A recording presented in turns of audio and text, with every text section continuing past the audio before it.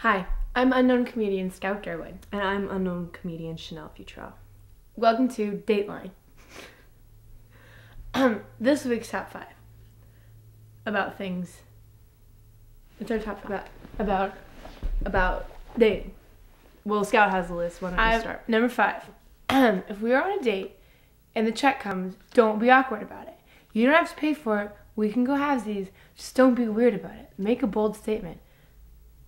Do you make a bold statement when the check comes? No.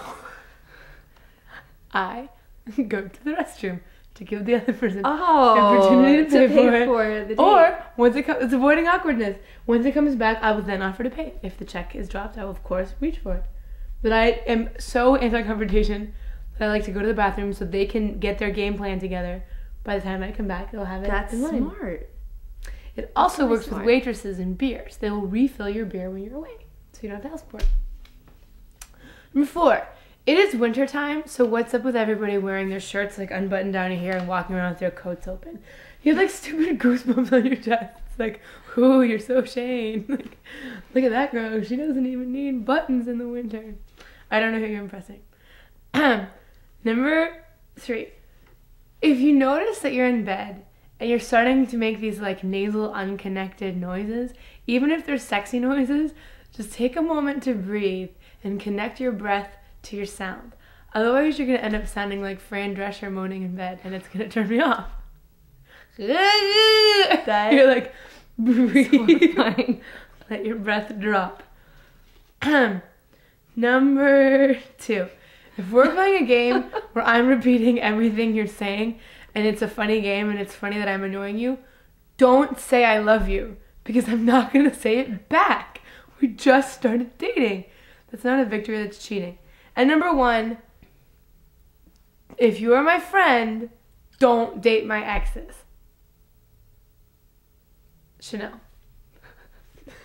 That was great. I didn't prepare as well.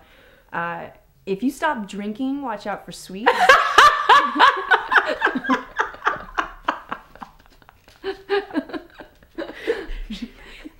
You'll crave sugar. You'll crave sugar. I had this thing for cupcakes, morning, noon, and night, until I finally read this book called Living Sober, and it said that you'll crave sweets if you stop drinking. Yeah.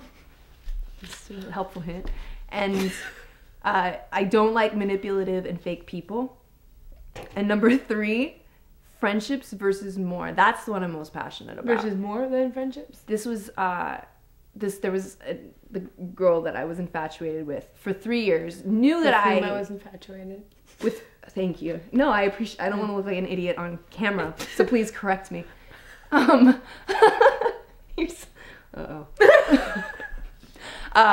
no, it's like if someone. Okay, if someone knows that you like them and you've had feelings for them, do you allow a friendship to continue, knowing that there's an underlying feeling because they're honest about it? Not without consciously acknowledging that and being respectful of that within the relationship. You're not obligated to have feelings. You just said it, in the relationship. Friendship relationship. But is that possible if there are feelings? Like, is there really a gray area? Yes, but I think also sometimes no. You know what I mean? Like, no. There are certain people who are my exes who are now dating my friends who I hate. I don't, there's nothing in me that wants to befriend that. And not that I hate her, you know what I mean? There's no room within that construct for friendship. Other women who I've dated, and even when we had kind of lopsided feelings during the breakup, we stuck it out, and, it wasn't like, I'm gonna rub it in your face and I'm dating someone else, or like, yeah, come sleep over, we're so drunk. Like, we're not 22 anymore. And if you are 22, I'm sorry. You're gonna be annoying until you turn 25. It took me until I was like 26. To what? Not be annoying. To not be annoying. All I'm saying is, it depends on the person, and you shouldn't feel like you can't be friends with your exes. But also, in this situation, clearly, the other party is not respecting your feelings and is continuing to hurt you. Which leads me to last week's list. Right. I will only feel sorry for you for so long. Sorry, I have to drink. Drink something getting sweet. Yeah, it was getting intense. Chocolate. Like, usually that'd be a shot or something. Like, you're touching the buttons. No, you're absolutely right. I think you're right. I think that the reason I freaked out about you saying that you grew up is because I feel like I'm only now starting to grow up. Because if in the situation, you have to walk away. You're saying one thing. My experience with it is that I used to think that there was a gray area, that you could... There can be. There can be, but is it healthy? If you want to be an extraordinary person, if you want to really live out your potential, if you feel something for someone, there is no if. What are the reasons you want to be friends with... What do you want to call this person? Emily. That's my real name. We can't call her Emily. I changed my name when I was 8. Yeah. Do you want to Scout. I don't know what I'm talking about. Okay. So let's call her... Let's give her an epithet. How about selfish? Or... Shellfish? Selfish? How about We'll call her- elegant elephant? Benevolent? Benevolent elephant. We'll call her the pink elephant. Wait, no, she has weighted shoes. That's great. So, what are the couple reasons you want to be friends with this pink elephant with whom you've been infatuated for 3 and plus years? Why do you want to be friends? I wanted to be friends. But why? Because it's nice having someone care about you. Not a good reason to be friends with someone. Hitler could have cared about you. Would you have been friends with Hitler? It's a really bad analogy, but no. You hesitated. Yeah, because I didn't know. It's like, I mean, if this person is toxic, extremely toxic. So then why do you want to be friends with that person? Don't force an issue if it's not there. Because I was telling you earlier, like, I think that there are people with psychological issues that, I mean, you put yourself in situations to work through things that you need to work through. I'm actually aware of it. Okay. However, in the throes of things, especially involving emotions, it's easy not to think clearly in those situations, right? Yeah. And I think that oftentimes, after very close what is on my finger? It's like a bump. Oh, it's a blister. When you have very close relationships, then you need a break. And there's no harm in that. It doesn't mean they're going away forever. It's just a break. It's just, and you don't have to send a text like, I never want to see you again, or like, I hate you. Like, you don't need to do that. All you have to do... Did you ever see Gone with the Wind? Yes. You know, at the end, he finally is like, quite frankly, I don't give a damn, and he walks out. Yes. Like, do you know the movie? Yeah, but here's the thing. Your life isn't gonna... It's not gonna be that crystal clear. You're not gonna have the perfect exit. You know what I mean? You have to settle with the exit you get and be okay with it.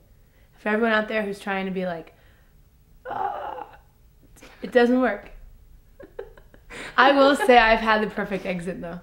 You have? Yeah. With? The one who cured AIDS.